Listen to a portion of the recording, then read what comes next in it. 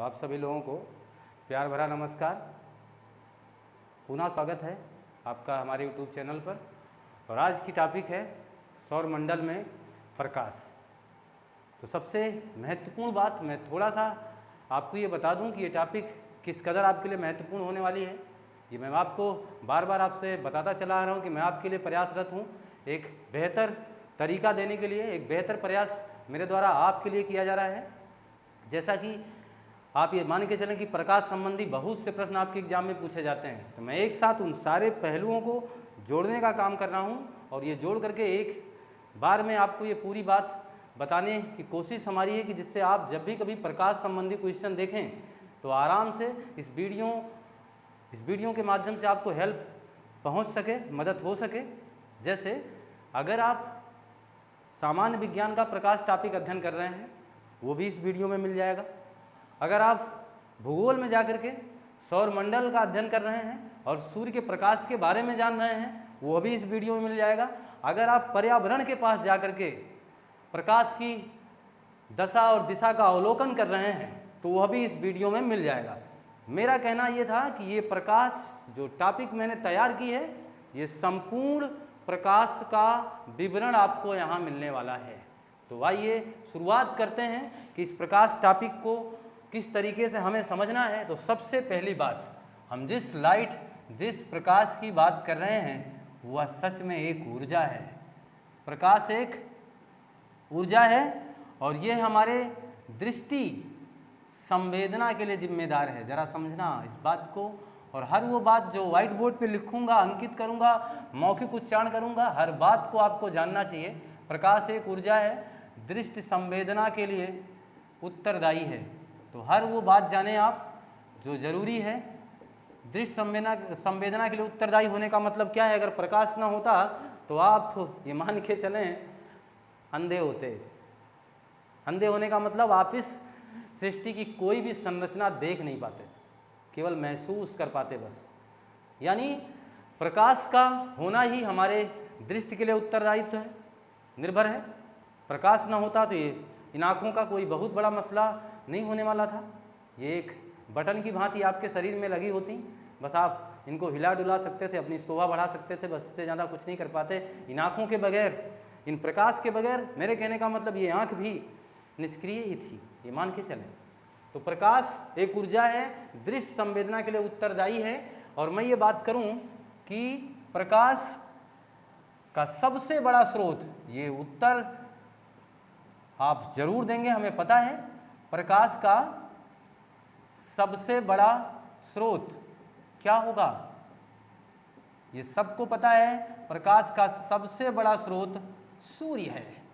तो मैं क्यों ना उस भूगोल को, मैं क्यों ना उस विज्ञान को समाहित करके पढ़ लूँ, क्यों ना मैं उस टॉपिक को एक में मिला करके जाने और पहचाने, जब सारी टॉपिकें एक तरफ इशारा करती हैं। तो आइए समझें, प्रकाश का सबसे बड़ा स्रोत क्या है? सूर्य है, ये कन्फर्म बात है।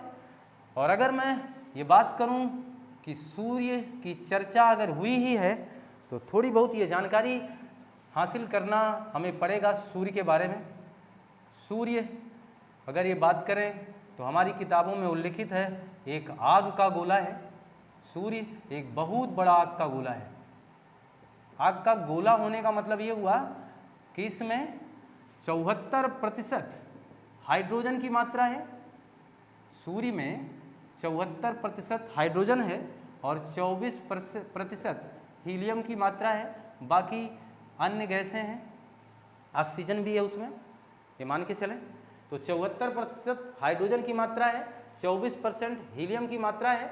और ये जो सूर्य है इसमें 4 हाइड्रोजन के परमाणु मिलकर के एक हीलियम का नाभिक बनाते हैं। 4 हाइड्रोजन के मिलेंगे आपस में और एक हीलियम का नाभिक बनाएंगे। तो इसका मतलब ये मान के चलें कौन सी क्रिया इसमें हो रही है?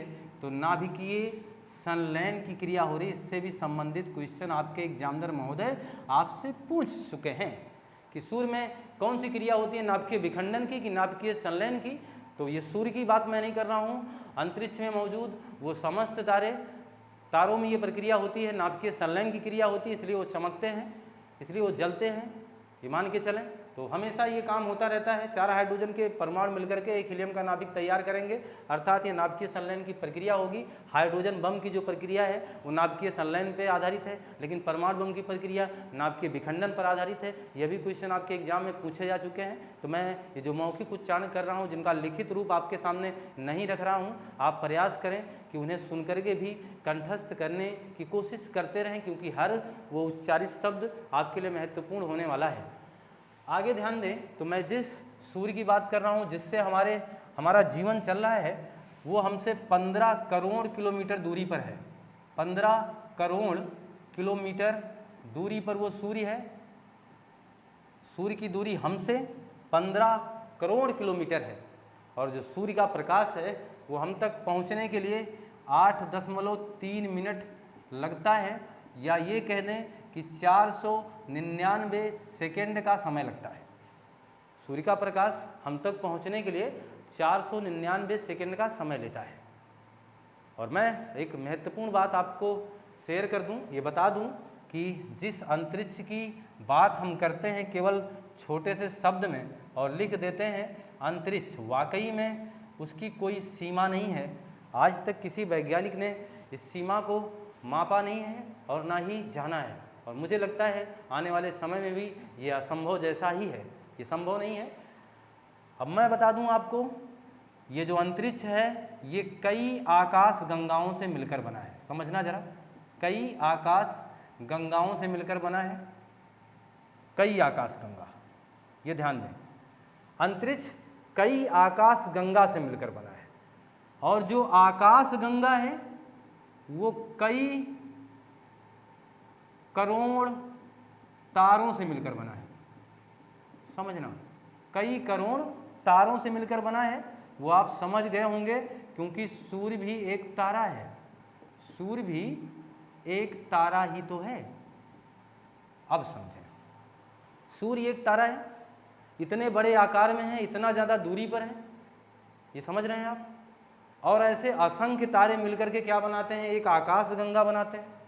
और ऐसी कई आकाश गंगाएं मिलकर के क्या बना चुके हैं, अंतरिक्ष बना चुके हैं। तो जिस अंतरिक्ष की परिकल्पना अगर हम अपने मस्तिष्क में करें तो वो बहुत ज़्यादा है, बहुत ज़्यादा है, उसकी कोई सीमा नहीं है। यहाँ बस महत्वपूर्ण बात क्या है कि हम जिस आकाश गंगा में हैं, यानी सूर्य जिस आकाश गंगा में है, वो हमारा आकाश गंगा कहा जाएगा। अर्थात कहने का तात्पर्य, अंतरिक्ष में बहुत सी आकाश गंगाएं हैं, लेकिन हमारी अपनी आकाश गंगा आप किसे बोलोगे, जिसमें सूर्य होगा। जिस आकाश गंगा में सूर्य है वो हमारा अपना आकाश गंगा है। तो सूर्य किसमें है, मंदाकिनी में। मंदाकिनी हमारी आकाश गंगा का नाम है। इसी मंदाकिनी का दूसरा नाम क्या है, इसी को कहा जाता है मिल्की वे, और इसी मिल्की वे को और नाम से जानेंगे, दुग्ध मेखिला कहेंगे। समझिएगा जरा, हम अपनी आकाश गंगा की चर्चा कर रहे हैं। हमने कहा कि अंतरिक्ष बहुत बड़ी बात है, और जो कई आकाश गंगाओं से मिलकर के बना है, लेकिन हम सारी आकाश गंगाओं को तो पढ़ेंगे नहीं। बहरहाल बस इतना जानेंगे कि हमारी आकाश गंगा कौन है। तो ये बात आपके सामने मैं रख रहा हूँ कि हमारी आकाश गंगा उसे माना जाएगा जिसमें हमारा सूर्य होगा।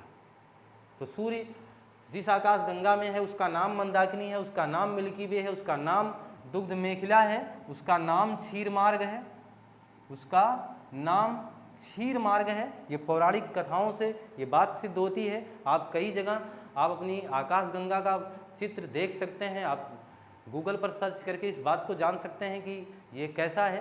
तो वो चीज़ आपको एक लकीर जैसा दिखाई देगा, और उसमें असंख्य तारे होंगे, वो हमारी आकाश गंगा है। उसी में एक बहुत ही चमकता तारा होगा जिसे हम सूर्य कहेंगे। ये बात क्लियर हो गई, स्पष्ट हो गया। तो अगर ये बात करें तो यहीं से एक आध क्वेश्चन और मैं बता दूं कि जो हमारी आकाश गंगा यानी मंदाकिनी के समीप की आकाश गंगा कौन होगी। आकाश गंगा तो बहुत है, लेकिन हमारे मंदाकिनी के सबसे समीप जो होगा उसका नाम है एंड्रोमीडा। एंड्रोमीडा हमारी आकाश गंगा के सबसे समीप है। और हमारी आकाश गंगा का सबसे चमकीला तारा कौन सा है, अगर ये पूछा जाए सबसे चमकीला तारा, तो बताइएगा साइरस।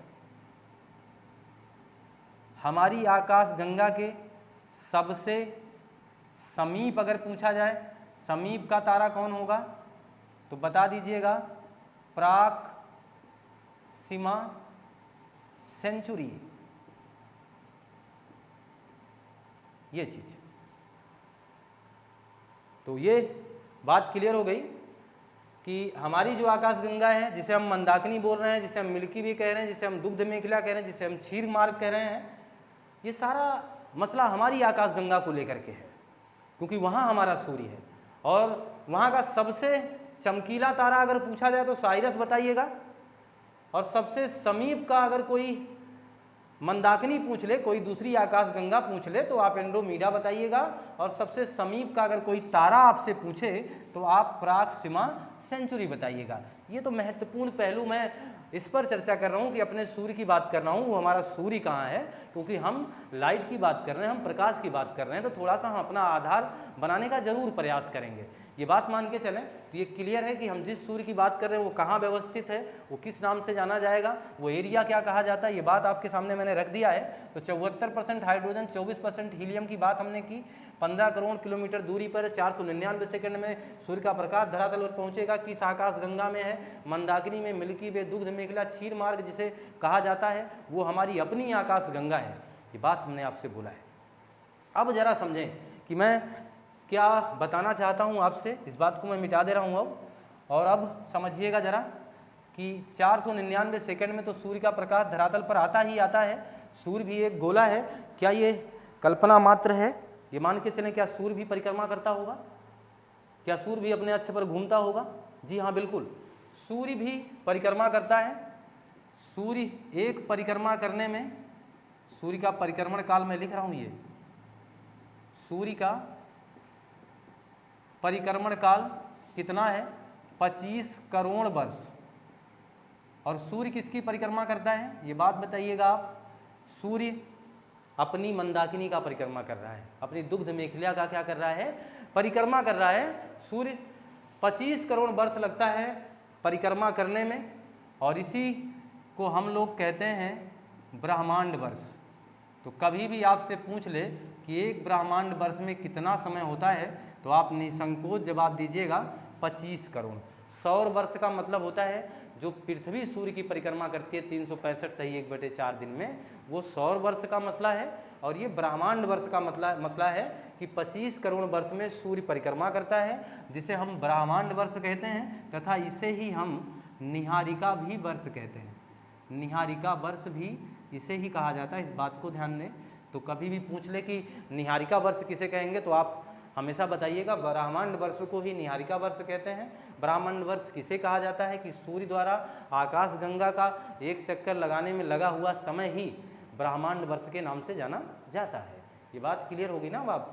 ये आप समझ चुके होंगे, मैं ये मान के चलूँ कि सूर्य के बारे में थोड़ी बहुत जानकारी जो आपके पास पहुँची है, ये ज़रूरी था कि हम ये मान के चलें कि जिस प्रकाश की बात कर रहे हैं, जिसको सबसे बड़ा स्रोत मान रहे हैं, तो थोड़ी बहुत जानकारी उसके बारे में होनी चाहिए कि सूर्य कहाँ स्थित है, सूर्य कर क्या रहा है, सूर्य का प्रकाश कब तक पहुँचता है हमारे पास।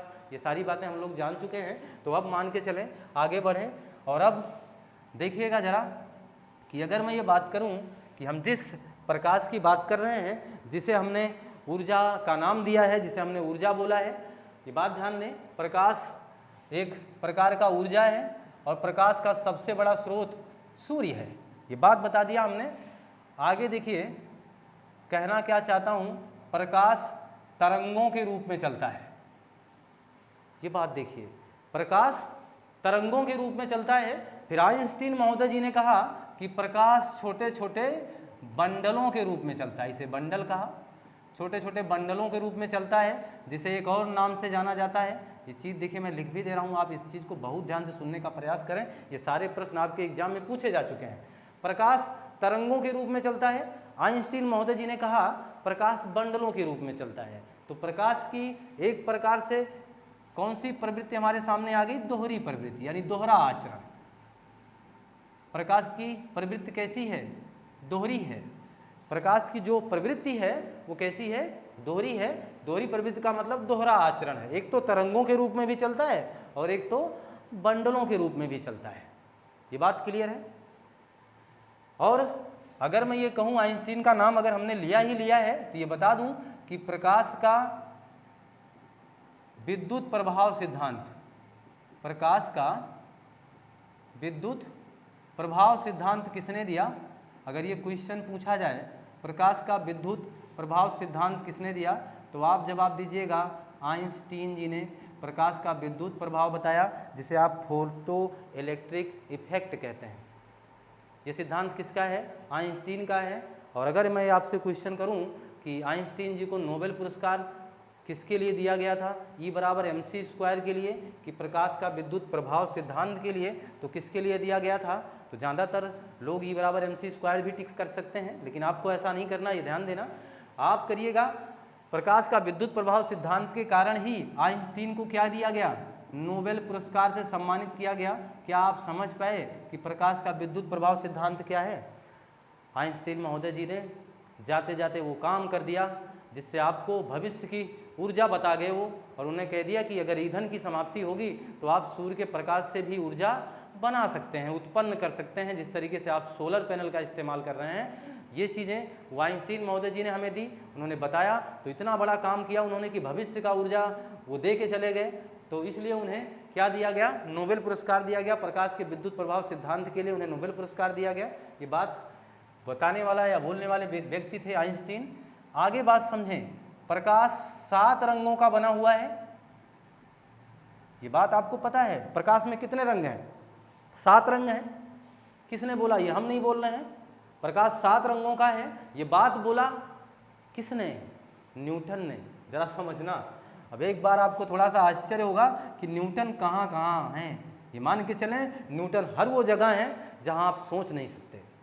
न्यूटन ने गति का नियम दिया, न्यूटन ने बल का नियम दिया, न्यूटन ने गुरुत्वाकर्षण बता दिया, और न्यूटन ने तो पृथ्वी तक को भी नहीं छोड़ा। न्यूटन ने कहा पृथ्वी ऊपर से चपटी है। जरा समझना, न्यूटन ने क्या क्या कर दिया। अभी मैंने आपसे कहा कि न्यूटन ने बल का नियम दिया, न्यूटन ने गति का नियम दिया, न्यूटन ने गुरुत्वाकर्षण का नियम दिया, न्यूटन ने आपकी पृथ्वी को भी नहीं छोड़ा। न्यूटन ने कहा कि पृथ्वी ध्रुवों पर चपटी है, पृथ्वी ध्रुवों पर चपटी है। यह बात बताने वाले कौन थे? ये बात भी बताने वाले न्यूटन थे। ये बात ध्यान देना। तो न्यूटन यूं ही मशहूर नहीं और न्यूटन यूं ही बड़े वैज्ञानिक नहीं। एक समय था, ये मान के चले कि न्यूटन ने पूरे विज्ञान जगत पर राज किया है। राज करने का मतलब सर्वाधिक खोजें आपके सामने देख लीजिए, बल का नियम, गति का नियम, गुरुत्वाकर्षण का नियम, और इसके बाद ये प्रकाश के 7 रंगों की बात करने वाला व्यक्ति भी न्यूटन है। और फिर ये पृथ्वी को ये बताने वाला कि पृथ्वी ध्रुवों पर चपटी है, ये बात बोलने वाले वैज्ञानिक भी कौन थे? न्यूटन थे। तो न्यूटन ने तो हद कर दी कि हर जगह वो पहुंच गए, पृथ्वी में पहुंच गए, फिजिक्स में आ गए, यानी विज्ञान के बारे में बताए। इसके बाद यहाँ आगे प्रकाश के रंगों के बारे में बात की उन्होंने। तो बहुत कुछ बताने वाले वैज्ञानिक थे न्यूटन। उन्होंने बहुत कुछ किया विज्ञान के क्षेत्र में। तो आइए समझें, तो ये सारी चीज़ें आप ध्यान रखिएगा कि पृथ्वी ध्रुवों पर चपटी, ये बात बोलने वाले वैज्ञानिक कौन थे? तो न्यूटन थे। यहाँ ये सारा मामला हमें याद रखना है कि बल का नियम, गति का नियम, गुरुत्वाकर्षण का नियम, ये तमाम यहाँ मैं रूल लिख दे रहा हूँ। आप समझ सकते हैं कि ये रूल्स जो हैं बल का, गति का, गुरुत्वाकर्षण का, ये सब का सब किसने दिया था? न्यूटन ने दिया था। 7 रंगों की बात की न्यूटन ने। आगे समझें, एक महत्वपूर्ण, मैं 7 रंगों की बात करूं उसके पहले एक महत्वपूर्ण क्वेश्चन और मैं बता देना चाहता हूं आपको। इंद्रधनुष में कितने रंग होते हैं? इंद्रधनुष में कितने रंग हैं? 6, 7, 5, कितने?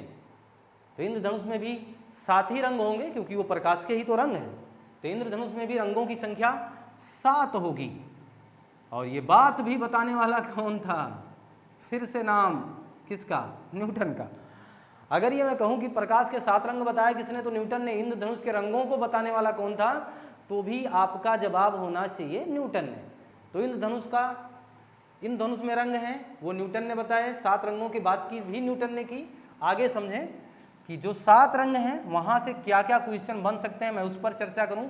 उसके पहले मैं चाहूँगा कि इस चीज़ को मैं आपके सामने से ओझल करूँ, इसका मतलब मिटा देना चाहता हूँ। इस बात को समझें तो आप ये मान के चलें कि आप इस बात को अच्छे ढंग से समझ पाए होंगे, उसे नोट भी कर पाए होंगे। तो मैं इस चीज़ को मिटा देना चाहता हूँ। अब ध्यान दें कि प्रकाश 7 रंग का है, यानी प्रकाश में 7 रंग हैं। उन 7 रंगों की बात मैं करूँगा। प्रकाश में रंग कितने हैं? 7। बताया किसने? हो चुका है न्यूटन ने। अब देखिएगा उन 7 रंगों से भी प्रश्न बनते हैं, इसलिए मैं उन्हें उल्लिखित करूँगा इस तरीके से, बैनी,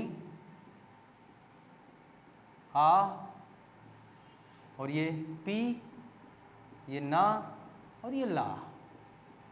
और मैं इसको एक बार बता दूं, बस लिखने की कोई आवश्यकता नहीं, क्योंकि मैं इतना जानता हूं कि आप इसे भली भांति परिचित हैं और जान रहे हैं। बस एक बार इनका उच्चारण मेरे द्वारा होना चाहिए, बस इतना है। इससे बनेगा बैगनी, इससे बनेगा नीला, इससे बनेगा आसमानी, ये संकेत है हरा का, ये संकेत है पीला का, ये संकेत है नारंगी का, और ये संकेत है लाल का।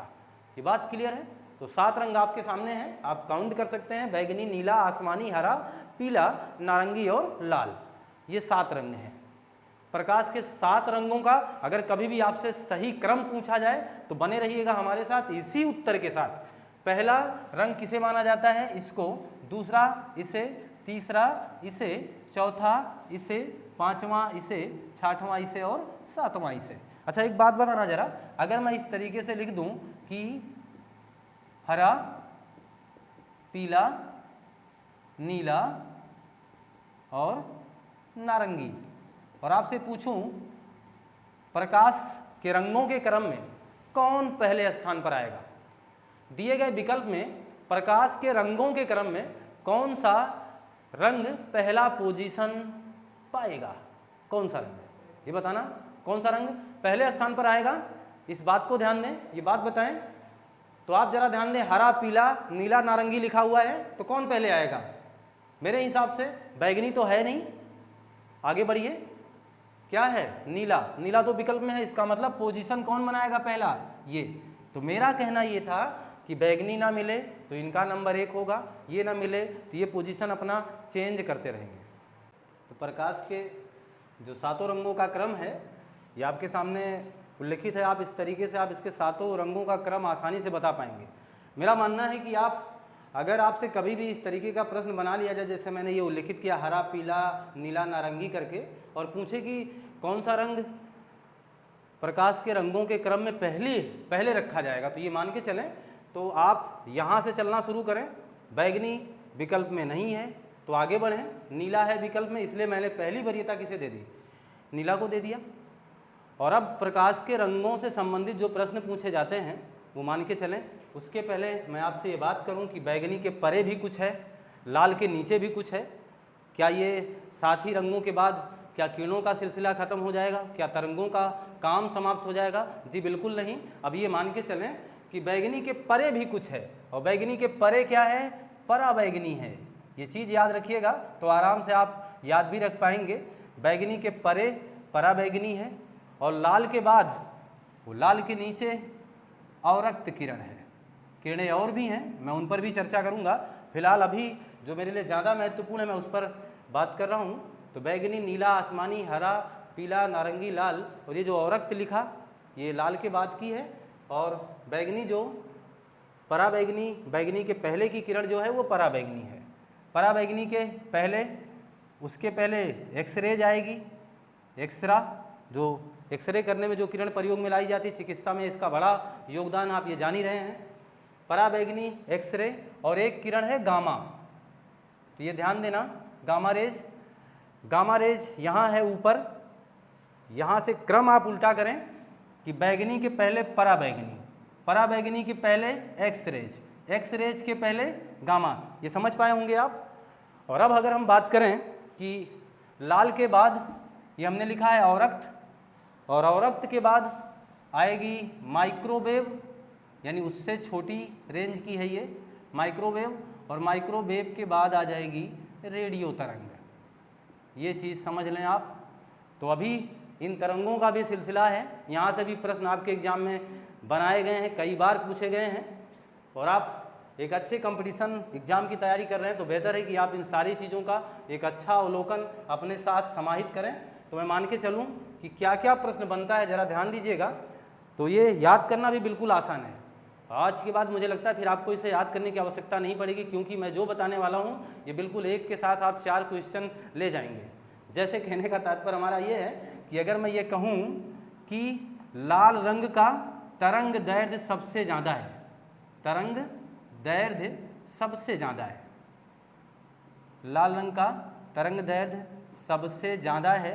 तो मैं ये मान के चलूँ कि मेरा ये वीडियो देखने वाले जितने भी लोग बैठे हैं लगभग 90% ये मान के चलें कि ये सही उत्तर देते भी, क्योंकि ये आसान है, ये सबको पता था कि तरंग दैर्ध्य लाल रंग का ही सबसे ज़्यादा होता है। और अगर नहीं भी पता है तो आप इसे याद करें आप कि लाल रंग का तरंग दैर्ध्य सबसे ज़्यादा होता है, बाकी जितनी भी चीज़ बताऊँगा ना तो सब कम होता है। अब जरा ध्यान दें, तरंग दैर्ध्य ज़्यादा है, आवृत्ति सबसे कम है, आवृत्ति कम है, अपवर्तनांक कम है, अपवर्तनांक भी क्या है, कम है।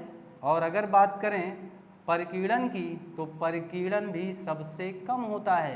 ये बात अब क्लियर हो जाएगी, यानी एक साथ आप कितने प्रश्नों की तैयारी कर सकते हैं ये बात मान के चलें।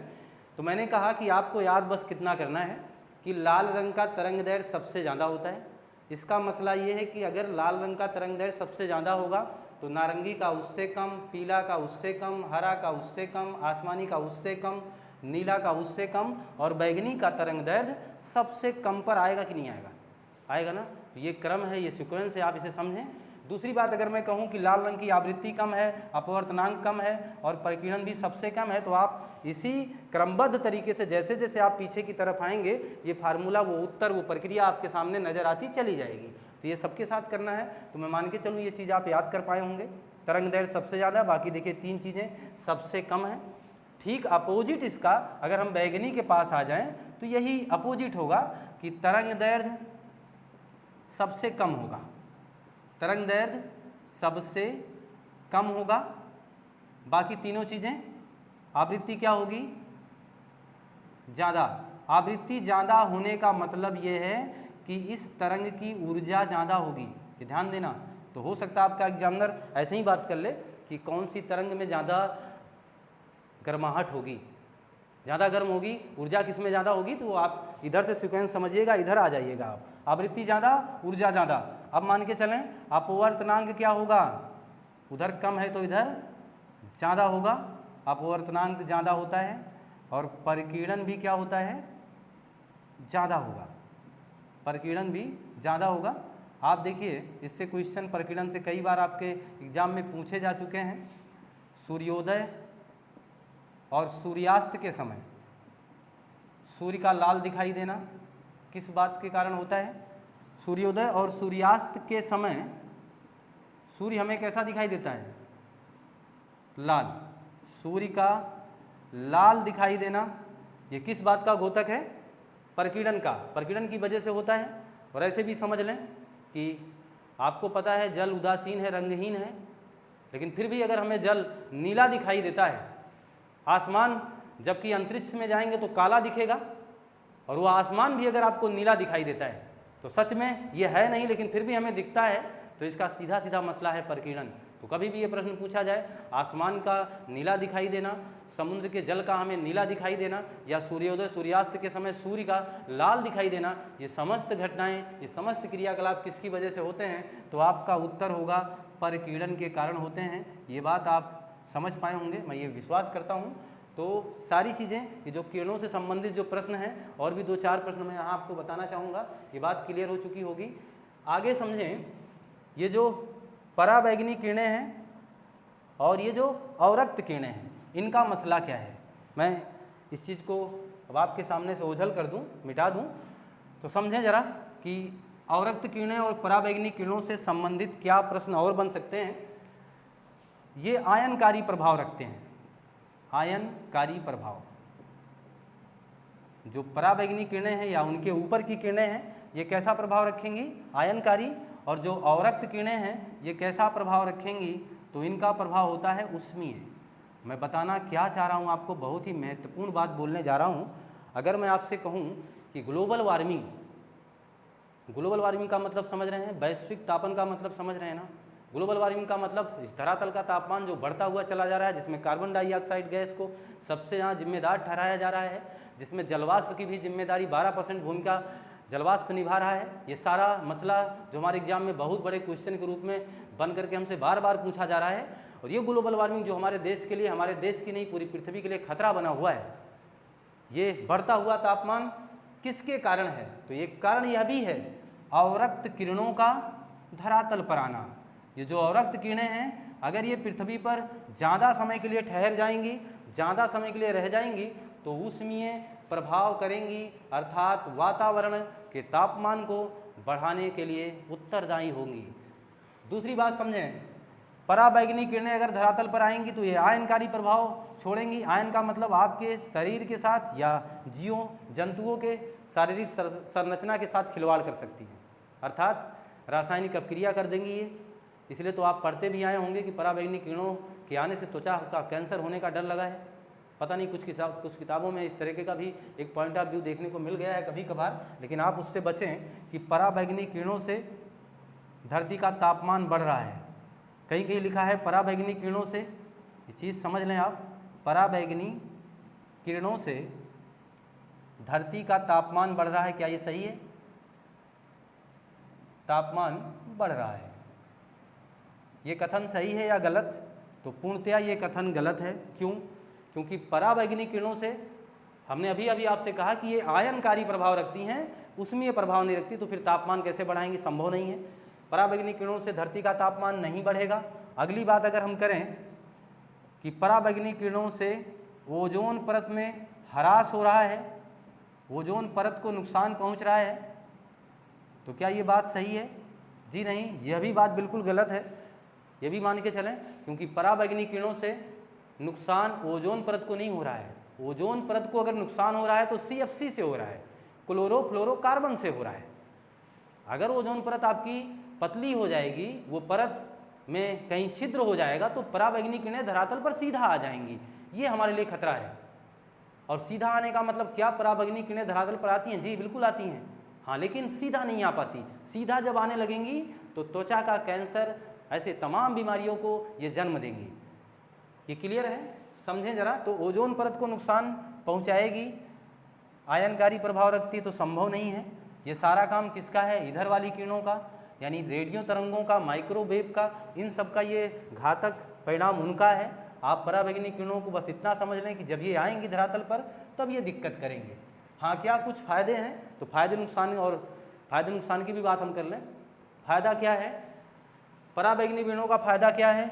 अगर पराबैंगनी किरणों की सूक्ष्म मात्रा आपको मिले, जो मिलती भी है, सूक्ष्म मात्रा अगर धरातल पर आए तो क्या फ़ायदा है? ये विटामिन डी के निर्माण में मदद करेगी। ये ध्यान देना, विटामिन डी के निर्माण में। तो कभी ये क्वेश्चन आ जाए कि निम्नलिखित में से कौन सी किरण विटामिन डी के निर्माण में उपयोगी साबित होगी, तो पराबैंगनी किरण की सूक्ष्म मात्रा, ये बार बार बोल रहा हूँ मैं, सूक्ष्म मात्रा, ज़्यादा मात्रा नहीं। तो पराबैंगनी किरण की सूक्ष्म मात्रा विटामिन डी के निर्माण में सहायक है। एक्सरे आप जान ही रहे हैं, चिकित्सा के क्षेत्र में बहुत बड़ा इसका उपयोग है।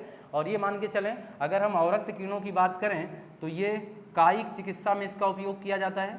इसे नोट कर सकते हैं आप। अवरक्त किरणों का उपयोग कहाँ है? कायिक चिकित्सा में खूब है, तथा आपके घर में प्रयोग होने वाले रिमोट कंट्रोल में भी इस तरंग का प्रयोग किया जाता है। तो ये बेहतर है, ये बात आप जाने रखें कि अवरक्त किरणों का प्रयोग कायिक चिकित्सा में है, रिमोट कंट्रोल में है। दुष्प्रभाव क्या है? उष्मीय प्रभाव रखती हैं, आपके वातावरण को गर्म करने की क्षमता रखती हैं। माइक्रोवेव क्या काम करेगा? माइक्रोवेव का काम है जलीय पदार्थों को गर्म करना। जलीय पदार्थों को गर्म करेंगी ये, तथा इनका प्रयोग टीवी में होता है, जो दूर संचार है उसमें भी है, और रेडियो तरंगों का भी प्रयोग आपको पता है दूर संचार में काफ़ी ज़्यादा होता है। ये चीज़ जाने रखें। तो रेडियो तरंग भी हमारे लिए उपयोगी हैं, माइक्रोवेव भी उपयोगी हैं, अवरक्त भी उपयोगी हैं। लेकिन हाँ, जिनसे उपयोग जुड़ा है उनसे हानि भी जुड़ी है। तो आपके सामने सारी चीज़ें रखा हमने कि उपयोग के साथ साथ हानि भी समाहित है। तो मैं आशा करता हूँ, ये बात मान के चलता हूँ कि आपको ये टॉपिक अच्छी लगी होगी और आप इसे बेहतर समझ पाए होंगे। ये आपके लिए लाभकारी सिद्ध होगी। और मैं इसी आशा विश्वास के साथ पुनः आपसे निवेदन करता हूं कि लाइक करें, शेयर करें, कमेंट करें और सब्सक्राइब करना ना भूलें। और मिलते हैं नई कक्षा के लिए, तब तक के लिए नमस्कार।